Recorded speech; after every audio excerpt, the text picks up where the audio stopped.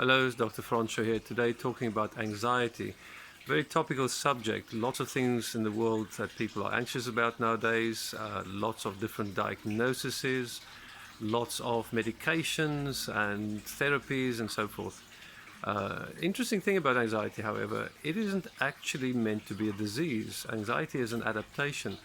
To put it simply, if you didn't have anxiety to some degree in the past and even nowadays, you wouldn't live long.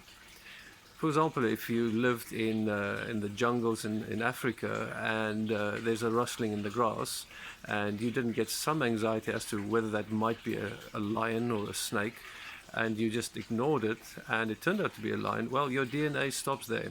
That's the end of you. You are dinner. You're anxious, you're more aware. What happens is you run away and you might just survive for another day. However, nowadays, anxiety hasn't often got somewhere to go. So what happens is people don't have a lion to run away from, they have a lion inside.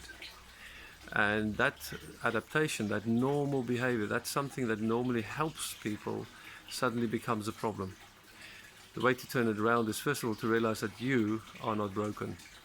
You as a person have all the things that you need, all the things that you need to survive, all the things you need to flourish in you already. It's how it's used and how it's adapted.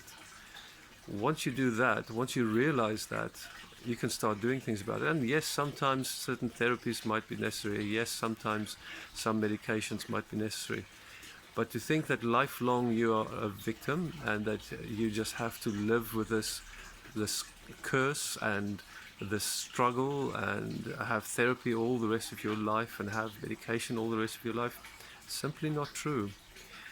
Once you take charge, once you take ownership of the fact that you have certain things in you that help you to flourish, that help you to do better, then anxiety can be flipped into something positive.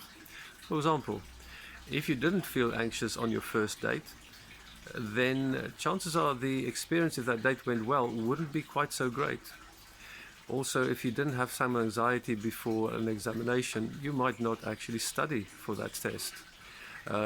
If you look at top-level sports people, just before that competition, just before they set off on the 100-meter sprint, for example, they all have some degree of anxiety. They focused, and what that anxiety does is it actually gives them energy. So remember this next time. Something that might be a problem for you now in the long term could actually be something that helps you to perform even better and make your life so much better. This is Dr. Francois.